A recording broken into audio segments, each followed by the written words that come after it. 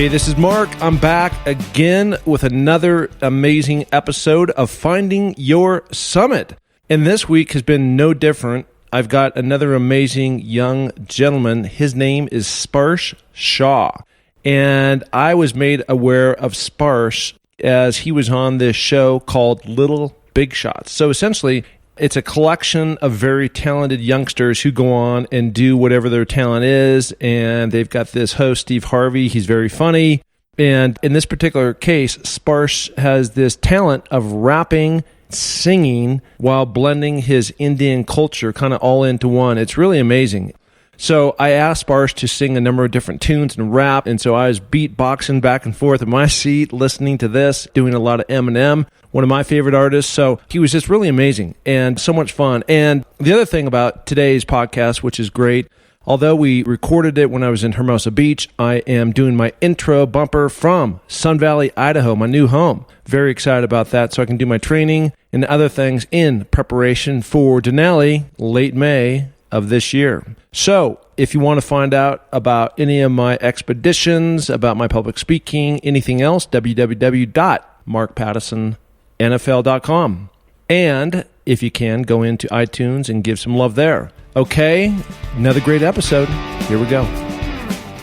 Hey everybody, it's Mark Pattison back again with another epic episode of Finding Your Summit. And again, we're all about people overcoming adversity and finding their way in life. And I've got another great example of that. I'm so fired up. But before we do that, I want to always remind people that I'm broadcasting and beaming live from Hermosa Beach, California, all the way to Jersey. That is New Jersey on the other side of the coast. A few hours time change, but I am here with Sparsh Shah. Sparsh, how you doing? I am doing amazing. Thank you so much for having me on this podcast. Oh, this is so cool. And I've also got Hiran, which is his father, and they are like the dynamic duo. I've seen Hiran, I've seen you on some other shows, and I always say it takes a village, right, to make things happen. It doesn't matter if you have some disability or not. We all need support growing up. And Sparsh, I think you're very fortunate and blessed to have parents like you do.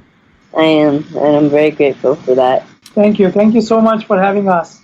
Yeah, so actually, Hiran, I want to start with you really quick because you are the dad. You're the super dad, as I like to say, and I can tell you're a bright soul as well. So your son Sparsh, and I just want to tee this up for the audience a little bit, which is, can you explain what your son has and when that moment of impact came when you found out about the things that affect him? Sure. So Sparsh has a medical condition that is called osteogenesis imperfecta. It's an incurable genetic-borne disorder which causes a person's bones to be extremely fragile, and because of which, he gets a lot of fractures throughout his day-to-day life. Has had over, 130 plus fractures? I think we've already lost the count now. 130 plus fractures. Right. And the moment was when he was born. The day he was born with over 30 to 40 fractures. Almost everything in his body was broken, like all the bones, including his hands, his legs, his ribs. Everything was broken when he was born. And he was moved to a neonatal care. And the very next day, the doctors came to us and said, he's not doing well. And unfortunately, if something bad happens, we'll have to let him go. And that was the biggest impact that happened to us. My wife and I, we had just come to U.S. about a year ago before Sparsh was born in search of job and. And they came all the way from India too. So yeah, they were the first generation immigrants of the family. Just took for like new job opportunities and stuff.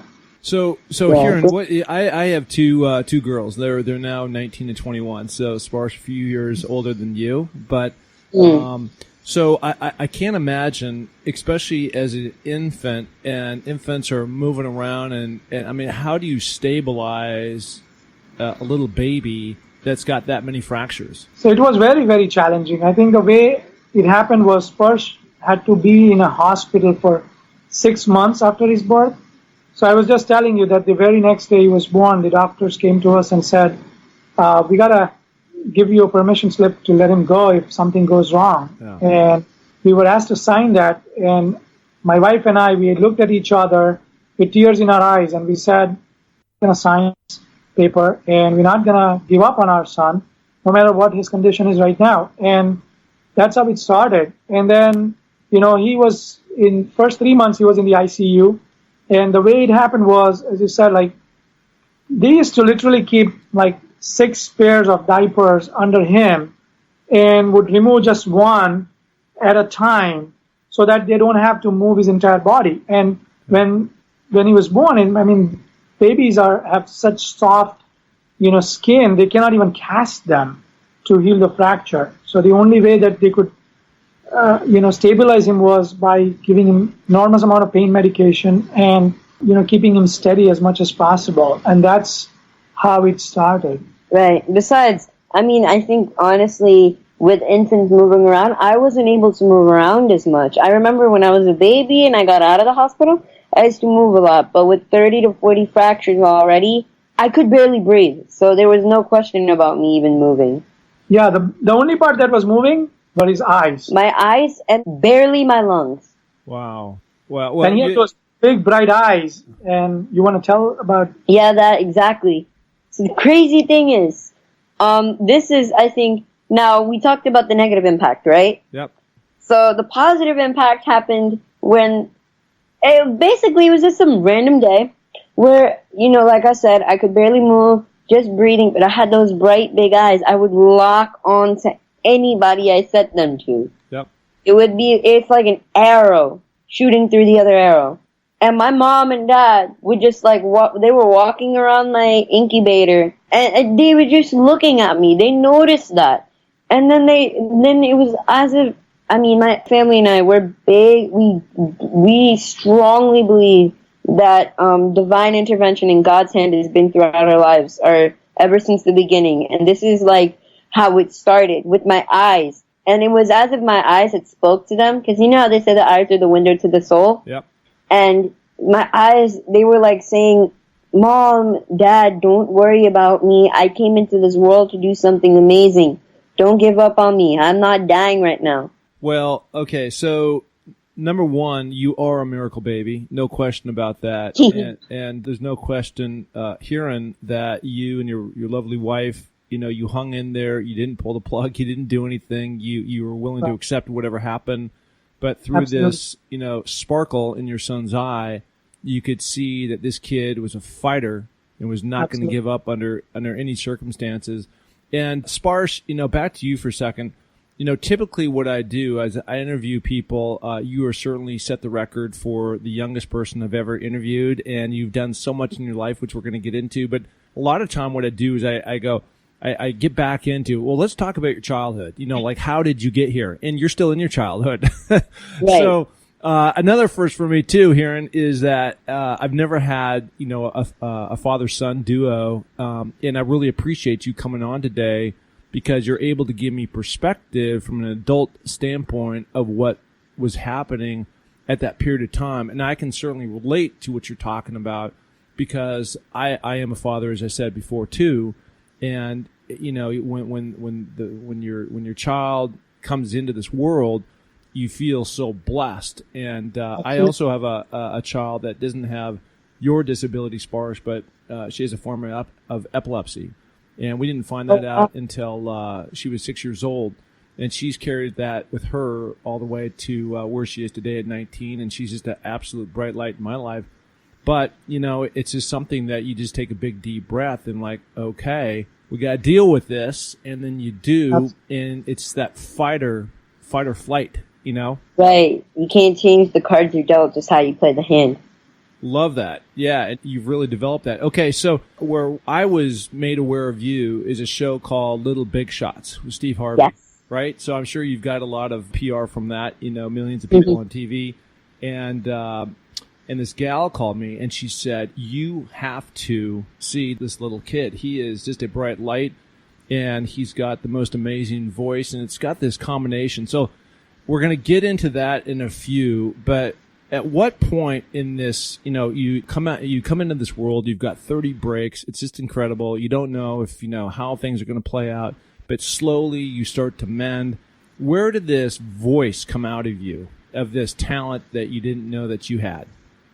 I think honestly that this is basically what the average person would call God's gift. It's just music. I wouldn't say that I grew into music. Music grew with me. Yeah. As if we were two childhood friends who grew up together. That was me in music. And ever since I was little, I would hum songs. I started singing. I started correcting my parents when they weren't singing right. And then I started learning with piano, but I broke my arms a few times, so I couldn't have the airtime to do that. But, my voice was still there. So my parents said, why don't you just hone your voice? And my mom always said, son, your voice will never break. So use that. So I started learning Indian classical music at the age of 6. I just took my class this morning, so I'm still learning. And, it's been on and off, but I've also done Western vocal music. I'm in the school choir. I've been in school choir ever since, elementary school. What grade are you in? 9th. So I'm a freshman in high school. Wow. You're just rocking it. Awesome. So what you said, you talked about the Indian class. Is that a singing class, or is that like Indian culture and history? It's Indian classical music. So it's basically the traditional / ethnic form of Indian music. It's like Mozart and Beethoven in India, because we consider Mozart and Beethoven to be like classical artists. Yeah. So it's that kind of music, but it's India, and it's totally different because there's a completely different methodology, a completely different mentality, and almost like a worldview of music. It's totally different, but it's great because then I got to learn both sides of the story. I heard this song in my research with you that, and I want to get in this whole thing about you and Eminem, but you sang this song called Not Afraid, right? Which I love. Yeah. By the way, if we hadn't even been talking, I would tell you, when I climb these crazy mountains around the world, I have my playlist, right? And one of those, I've got a number of different artists on there, and one of the artists that's on there for me is Eminem, right? And, that's crazy. Yeah, and so, I'm going up the side of these crazy mountains, and there's these crevasses I have to go over, and these steep pitches, and, you've got this song called Not Afraid. And the thing I love about that tune was the way that you baked in the Indian culture, kind of that, I'm describing this wrong, but the kind of the whiny music, and then you break into how it integrates. And it's I think it's better than the original from Eminem. Yeah, actually, that's a great element of Indian classical music. It's called the alap. And in alap, when you traditionally sing Indian classical music, is basically Indian classical music is based on ragas, which are certain melodic scales of selective notes out of the 12 notes in the scale, and different semitones and whatnot. It's very deep when you get into it. But an alap is, in textbook terms, exposition of a rag without rhythmic accompaniment. And that is what almost every Indian classical artist uses before they sing their piece.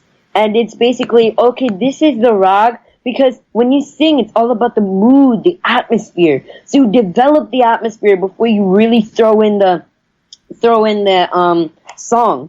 And that I wanted to include. I just came up with it actually one day while sitting on the piano. I found chords and I made an alap out of it. And that became the dawn of my new genre, raga rap. And that's Indian classical music, or the raga, and rap. And I took hip-hop, culture and Indian culture, and I said, why don't I just blend it and make something totally cool that people will obviously think it's crazy, but you know what? It's going to be great. No, it works. It definitely works. So a couple of things, I want to go back to something you said a few minutes ago, and you said how the voice just found you, right? Or you found the voice. However, it doesn't matter. They all coincide and come to the same place. And my former life, long time ago, when I was a young kid, like you, I was a football player, right? Right. And one of the things for me is just I always felt that football in my hand. I could see things on the side of my head, behind my head. I felt like one step ahead of everybody. And it just was like I was born with a football in my hands. It wasn't that way for me necessarily in basketball or baseball or other sports. I mean, I was fairly good at those too, but where I just felt a level above and like this was a gift that was given to me was in that sport. So when you're talking about that voice coming to you and coming out of your mouth in a certain way, and now you've adopted a certain style, I totally appreciate what you're saying. So that's on that. And then you just got in this whole raga thing, right? And for the audience that is listening, nobody will really understand what that is till they research you. And we're going to put show links into all this and things like that so they can find you. But can you give me a little sampler of what that means? You mean like a song? Yeah. Sure. What do you got? Why don't, since we're speaking Not Afraid, why don't I just do that? Well, let's do it. Live on a podcast. I've never done that. You know what? We're going to do this Not Afraid. Love that. Hey, by the way, we're doing this video for the people who are listening out there. So if you see me like bopping around the room and throwing my hands up and jumping into my own little mosh pit, don't freak out. Don't worry. Okay.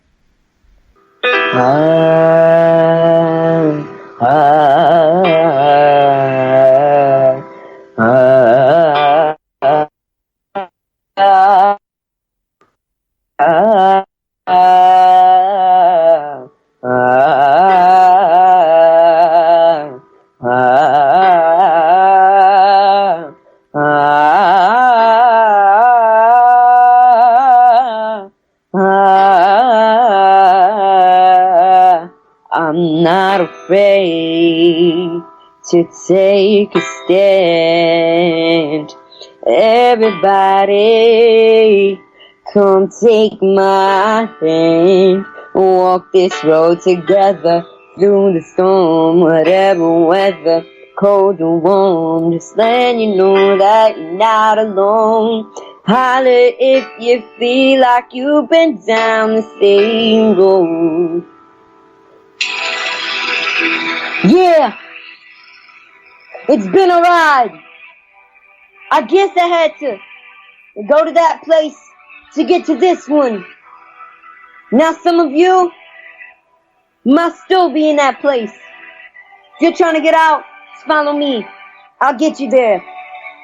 It was my decision to get clean. I did it for me. Admittedly, I probably did it subliminally for you, so I could come back a brand new me who have seen me through and don't even realize what you did. Believe me, you, I've been through the ringer, but they could do little to the peace fingers. I think I got a tear in my eye. I feel like the king of my word. Haters can make like these when the stingers and drop dead. No my beat flingers, no my drama. From now I want to promise to focus story on handling my responsibilities as a brother. So I solemnly swear to always treat this wolf like my brother and raise me. You couldn't let the singer sing along it, cause the way I feel, I'm strong enough to go to the gym on the fitness club and go lift 100-pounder up, cause I'm raising the bar. I shoot for the moon, but I'm too busy gazing stars. I feel amazing. I'm not afraid. That's awesome. All right. Hey, so that sounds, so that's where, again, you're blending this Indian culture with rap called raga, right? Is that how I get all that? Yeah, raga. Raga, I'm sorry. Yeah, it's fine. Don't worry. Yeah, no, that's incredible. I mean, so what instruments do you play? Me, honestly, I've never really been big on instruments because, like I said, it would be harder for me since I break bones. But I've been learning piano for a few years on and off as well. I mean, I actually got to create my own composition one day while I was sitting on the piano. I've been doing that sometimes. But usually my main instrument is my voice. Because really, your vocal folds are an instrument. Yep, absolutely. I get that. So this medical condition that you have, does that confine you to a wheelchair? Can you walk, or is it just too fragile on your bones? For me, I can't walk or stand. I've never been able to. So yeah, I'm kind of confined to a wheelchair because I can't really bear weight too much on any of my limbs. For others, actually, it's not that bad. Like, there are 8 types of my condition. I'm type 8, but people with, for example, type 1 can walk. I don't know if you've heard Kid President, the guy who did We Need to Have a Pep Talk. Yeah, he has osteogenesis imperfecta. And he's had a lot of fractures too. But he can walk and run and jump around. And actually, it's also worse too, because some people Some babies, doctors thought I was type 2, and that's the worst because type 2 babies often die before their first year of life is done. So, that's why I always say the grass is greener on one side and yellower on the other, and we're just blessed to be where we are. I've had a lot of surgeries. I've gone through so much. In August, actually, I had the biggest surgery of my life, which was a spinal fusion, because I had really bad scoliosis and I needed to correct. Talk about being tested. It was crazy. I had 2 rods, 19 screws in my back, and it was horrible. It was like the worst of storms, but I made it. I was tested in every direction and field, but thank God I'm here today. And, that's the thing. It's greener on one side, yellower than the other. We always have people better off and worse off than us in every respect, so we're blessed to be where we are. Yeah, I've got one of my best friends. His name is David Keeler. He played basketball at the University of Washington while I was on the football team, and we remained close. And he has 4 kids, and one of his daughters had the same issue. And he showed me a photo of her back prior to going in and getting these rods inserted in her back, and it literally looked like an S. I mean, you couldn't believe it. And then after they went through that, she grew like 2 inches because she was bent over and then it extended her. It was just amazing. And I actually talked to her. I was with them on Christmas Eve, and she was just going into the amount of pain that she had to go through with these rods in her back and like extending her to where she needed to be. Yeah. It was crazy. I mean, it took a hard toll on me. I remember one night where I was in the hospital. I didn't get out yet. Like, I came out after a pretty short time. The doctor and we were both very aggressive about the situation. We wanted to get home. Like, that was like getting to the promised land. It was that significant for us. And I remember that one night in the hospital. This one night, I had to wake up in the middle of the night pressure because my bones might get broken. So instead of taking those tape thingies, I don't know what they are, and like wrapping them around your arm. Yeah. They had to take an A-line and put it in through for my surgery to monitor my blood pressure. The A-line was very big for my artery, so when I came, even though it was swollen at the time of surgery, which was normal, when I got up, as I started recovering, my artery started shrinking back to normal, and the A-line started pressurizing, and we were like, if this does not work right, and my blood pressure was going on and off, if it didn't go right, we might keep the A-line permanently. Thank God that didn't happen. But this one night, they were trying to find a place to like something in so that I could take my fluids, right? Like a shot, like IV needle. Yeah, IV. They were trying to get my IV in, and they tried everywhere. For the first time in my life, somebody tried on they tried on my feet. It was horrible. It was like midnight. It was like the devil's hour. They basically kept on poking him everywhere to get the needle in. And his blood pressure was going down so much that we were a little scared because we didn't know what's going to happen. Right. It was like the devil's hour, but more than a nightmare. Yeah. That's awful. Well, yeah, you're here. Like you said, you're a better person. I made it. Here you are. Just another one of those things you've had to fight through, and you keep on doing that. Here, and I'm not sure if this is you or for Sparsh, but at what point, he's 14 now, and obviously when he was born, did you guys recognize his talent from a standpoint of now somehow or another you got discovered, or you wanted to put his talent into the national spotlight? How did that all come about? So I think, Sparsh had something brilliant about him right from his childhood. Like, as he told you the story about his eyes, right from that, as well as he started speaking really early. I mean, his pronunciations were very clear. He started reading at the age of 3. He was able to read fluently. At the age of 6, he was able to spell a 45-letter word. The longest word in the English dictionary. Right. Which is what? Pneumonology microscopic silicovolcanoconiosis. I love it. I've never heard of it. And don't ask me to repeat it. Spell like those 11 longest words in English dictionary in 18 seconds. So when he was 6. Wow. So for example, pneumonology microscopic silicovolcanoconiosis, supercalifragilisticexpialidocious, hippopotamonster, sesquipedaliophobius, pseudohyperparathyroidism, flox nasner hill multiplication, anti-establishment trainers, monofrecapitulini tabus, electroencephalographically, anti-chain substantiation, disproportionabilities, and comparabilities. Yeah, so that also plays in right there to your ability to rap and do rhythmic beats. Right, exactly. So, yeah, it was a love of words. Right. So what happened is, like, we knew that he had something extra special in him. And when we recognized his talent about music, so first thing is when he did this 11 longest words, we sent an application to Guinness Book of World Records and said, let's try to see if this could be the fastest words by the youngest kid. Yeah. Something like that. Words. But it didn't work. It didn't work. They came back and said, oh, you know what? We don't have such a category. So we said it's okay. And it's funny because the Guinness Book of World Records, all their books, in like the front and the back, they're like, oh, you can make your own category. Submit your application, and we can see if that's a legible category. And it did work. So, but what happened is, with his music, you know, and then we used to go to Philadelphia from New Jersey, which is about an hour and a half every day. Yep. I mean, it's not every day, but at least once or twice a month, because of all his surgeries, all his follow-ups were with doctors in Children's Hospital of Philadelphia.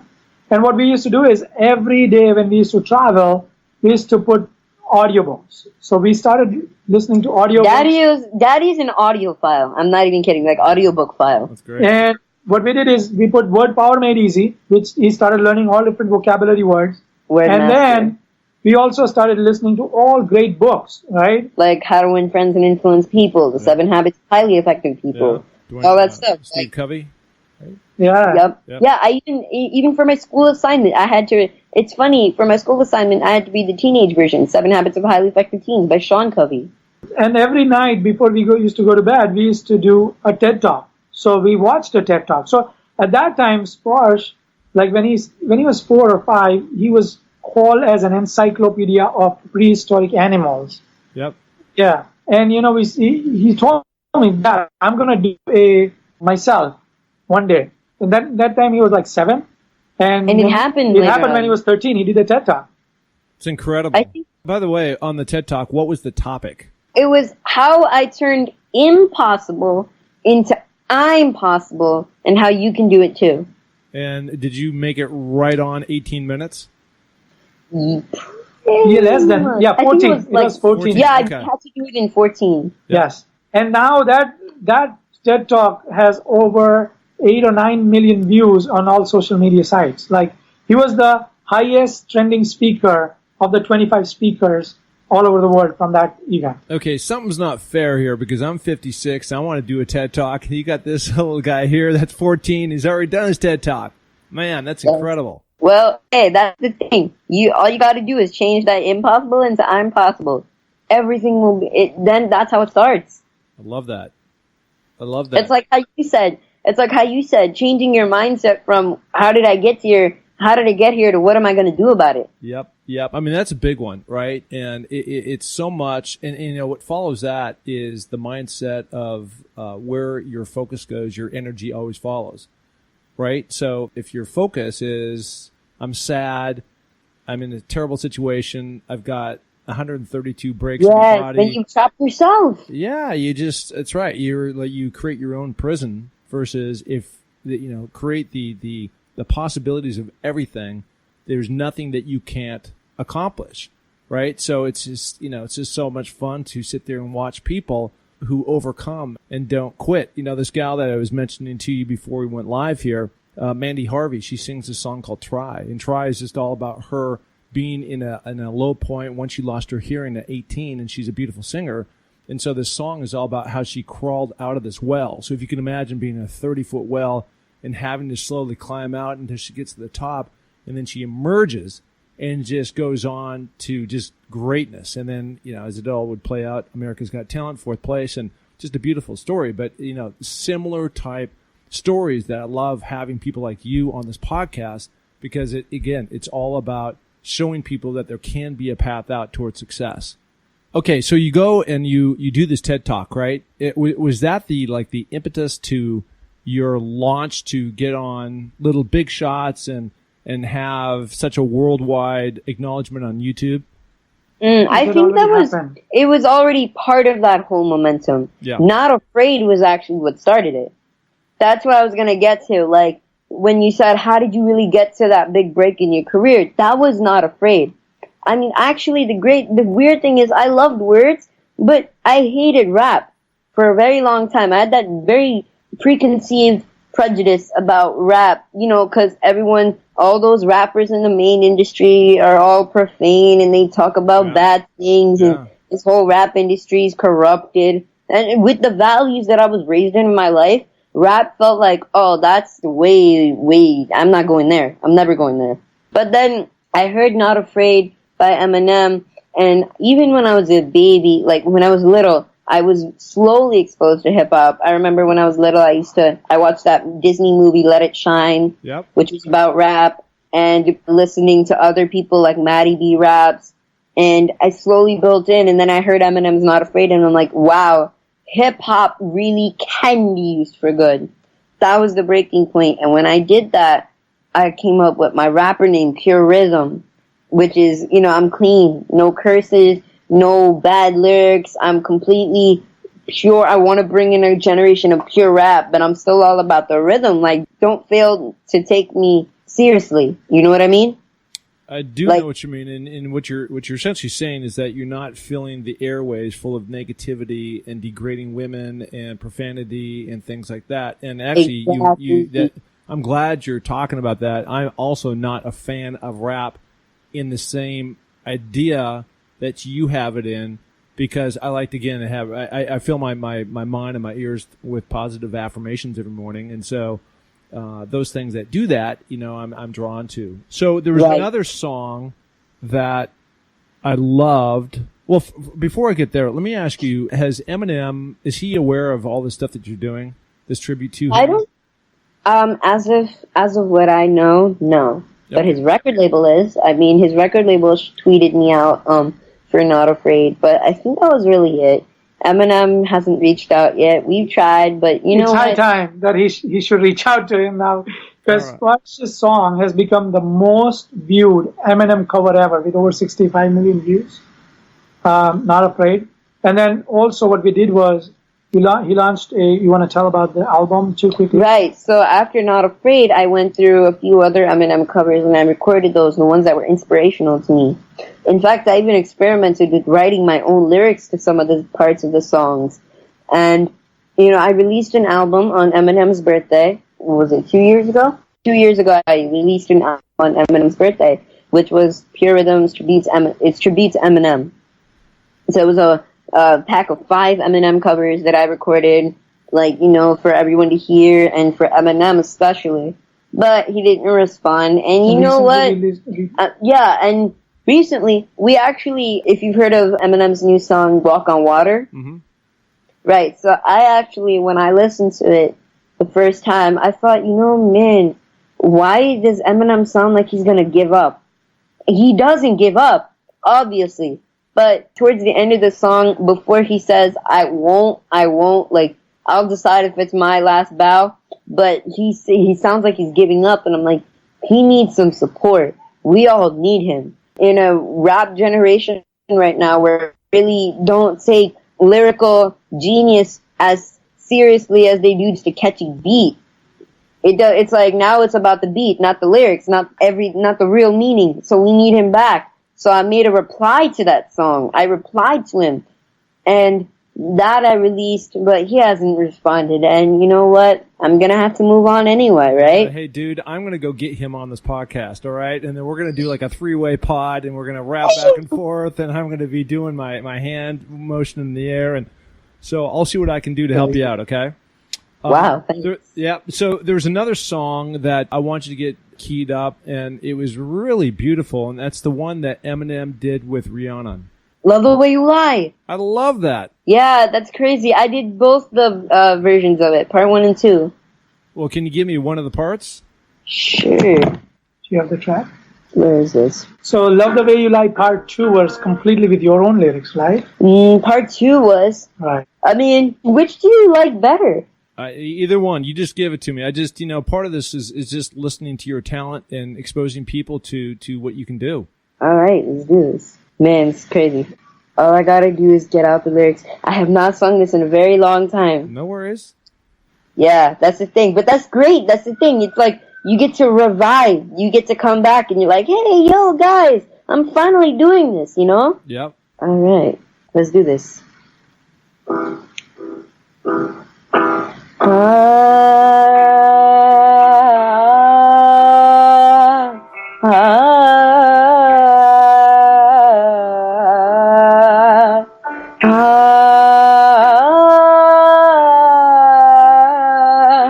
heart. Just gonna stand there and watch me burn. And that's alright because I like the way it burns. Just gonna stand there and hear me cry. But that's alright because I love the way you lie. I love the way you lie. I can't tell you what it really is. I can only tell you what it feels like. And right now to feel white from my windpipe. I can't breathe, but I still fight. Well, I can fight. As long as you're there with me, everything feels right. You show me the path from the darkness to the light. You're my angel, glowing within a rug. It's so bright. I caught onto your infection like a potato blight. Now the only cure for me is your courage and your might. You gave me the strength to fight dragons like a knight. In the wings to unfurl and take off, soaring and fight. But I guess that now I'm trying to deal with this plight. Inside that the truth does hurt, love's out of mind, out of sight. And now it's bad and it's awful. I feel so ashamed to snap. Who's that dude? I don't even know his name. I laid eyes on him. I'll never stoop so low again. I guess I don't know my own strength. Just gonna stand there and watch me burn. But that's alright because I like the way it hurts. Just gonna stand there and hear me cry. And that's alright because I love the way you lie. I love the way you lie. Love that. I love it. And it sounded like that might have been the version that you adopted, right? Yeah, that was. Yeah, because I was listening to about the windpipes, breathing and talking, whatever you're talking. I don't know. It sounded beautiful, though. Well done. Oh my God, I heard it after a long time and I had chills right now. Oh, you should have chills. I've not sung this since I did my cover, since I actually recorded the cover. Yeah. So it's been a year and a half since I sang this, and during that time I also went through that major puberty voice change. And now I just sang it afterwards, and I feel like I surprised myself. Oh, that's good. You pulled through, man. It's where preparation meets opportunity, right? And you did your prep work a long time ago, and you nailed it, dude. Well done. I wanted to ask you, I read another thing that you've got this philosophy about the 3 W's of winning. I want to know what those are because I want to be a winner. Yes, that's crazy. I actually did this for when I spoke with the NBA referees at their meeting, and it was a great speech. I talked about how I actually started with a LeBron James reference where I recalled one of the commentaries. And I said, you know what? LeBron had a crazy beginning. He came up and then I'm like, oh, you guys can do the same thing. And I felt that in my life. So here are the 3 W's to winning. Okay. The first W is warriorship. And warriorship, perseverant and completely determined in order to reach your goals. Okay. And you gotta fight no matter what storms face you. So I said, you know what, I gave the example, if my dad and mom, they face ludicrous medical bills coming from the hospital to treat me, and they only came to America with $500 in their pocket and no friend support whatsoever. And it was very hard, but if they didn't fight, they wouldn't have raised me to be who I am, and if I didn't fight, then I wouldn't have been the personality that I am. Love it. So, like Muhammad Ali says, suffer now and live the rest of your life like a champion. Okay. The second W is wholeheartedness. So every day you give your best and you give your all. That way you can see your goals fulfilled. It's hard, but you gotta have faith in that. You gotta have faith in the end.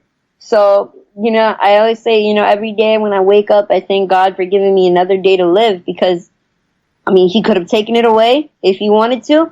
And since he did not, that means I have one more day to go out and share myself to the world and spread that light. You know what I mean? I don't picture myself as a light. I picture myself as a lantern. I only shine light, and that's God's light. Love it. So final W is work. You just gotta work. You gotta work really hard. You gotta keep on hammering in order to build that sculpture. If you don't do that, then you won't be able to be an expert in that field. Hard work beats talent when talent doesn't work hard. I actually read that from my friend's shirt, and that became one of my mottos since I read that. Well, look, I can tell you this as an absolute fact. We talked earlier in the podcast about both of us feeling like we had this God-given talent that was given to us, right? Right. But I can tell you that there's nobody who worked harder to get where I got into the NFL than myself. And it's not a pat on my back, but I just had to. And it took me a while to figure that out. But, Right. you know, it's again, you definitely have to take your God-given talent and you're given those things, and then you have to nourish it, you know, and once you nourish it, then it will flourish. That's very true. It's like they say, you could take a horse to the pond, but if it doesn't drink, that's not your fault, you know? Yeah. You gotta drink. You gotta drink. So you talked about these 3 W's, and I just did actually a speech yesterday for a large group, and you know I ended it with these thoughts, which is, and what you're doing, I think, which is like, if you're going to live life with as much passion as you possibly can. That's number one. Number two is, while you're here on this earth, leave a legacy. I feel like you're doing that, right? So you have these positive affirmations in terms of this raga rap that you've adopted, and not spread the word with more negativity, because that's the last thing we need. And the final thing is, whatever you do, do not set any limits on who you are or what you can accomplish. And I'm sitting here looking at you and your kind father, and for your parents to be there and be the rock and fight and be in a position to have you where you are today, and for you to take that opportunity, that torch, and broadcast your message to the world is really incredible and really an inspiration, I think, to a lot of people. And again, another thing I was talking about earlier yesterday is perspective, right?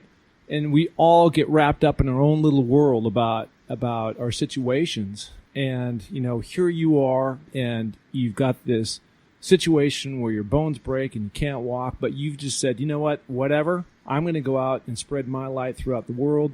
And if that resonates to anybody, that's great. But if not, that's great too.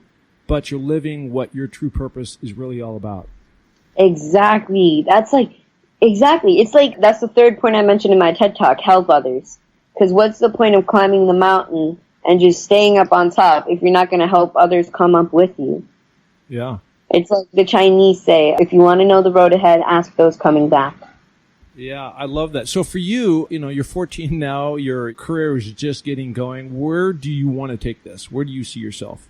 I always say wherever God takes me, but I would take every opportunity. It's always been my dream. I was sang in Madison Square Garden. That was great. In like Prudential Center. It's been my dream to sing in some of the biggest stadiums. Like, you know, like this, you know, we have Super Bowl Sunday, right? Yeah. Coming up tomorrow. And so many of the greatest artists have been on there. And if I got to sing the national anthem, oh my God, that would be awesome. Now that is a call I can't make. Yeah. Well, I don't know if it's going to be that game. There's always a place to start with the NFLPA.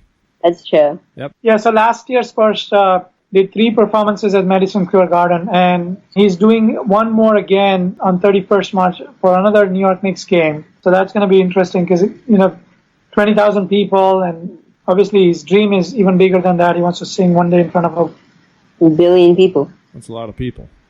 But hey, we can make it 7 billion. Well, that'd be awesome. So, look, I want to end this very uplifting and positive Saturday morning with you, with my thoughts about how I see you, which is, you do not have a disability, you have a ability. And yes. I really believe that, and I really appreciate the time that you spent with me sharing your story, hearing your father come on and do this, to really see that love and support that you have. It's just been really awesome and great, and has really been an awesome, I'm using that word a lot, but it is, way to kick off my weekend of Super Bowl. So thank you for that. Thank you so much for giving me this time too. I mean, really, I can't imagine. I'm talking to the first NFL player who's climbing the 7 summits. I mean, if that's not huge, I don't know what is. But it's amazing. Like, we just got to talk like man to man, heart to heart, you know? It's funny, like, we think these people are so big and high up, and then we talk and we're like, yo, we're just men. We're just men and women. You know, we're just normal people living ordinary lives, but doing extraordinary things. So thank you so much for giving me that time. I'm so glad that I got to be here with you on the show. Yep, and here's my promise to you. I am climbing Denali up in Alaska, which is North America's highest point. I was up there last year, got pushed back due to minus 60-degree weather. But next year will be Everest, and on the rest of my journey, I've got 3 mountains to go. You will be on my playlist on Summit Day, and carrying the inspiration to the top. All right, buddy? Thank you so much, Mr. Patterson. Absolutely. Okay, guys. Have a great weekend. Thank you so much. It was a pleasure talking to you. Hey, and thank you so much for listening to the Find Your Summit podcast. We are so glad to have you along for this journey. And if you enjoy the show, please tell a friend, share it on iTunes, spread it to the planet. We're looking to broadcast this to every person that is out there because, as you know, everybody has their own summit that they're going after. If you're looking to follow my journey, you can find that through my social links on markpattisonnfl.com. That's Mark, M-A-R-K, Pattison, P-A-T-T-I-S-O-N, NFL.com. So, until the next podcast, just remember, clear eyes, full hearts, and remember, it takes a little more to make a champion, so make it happen. Thank you. Bye.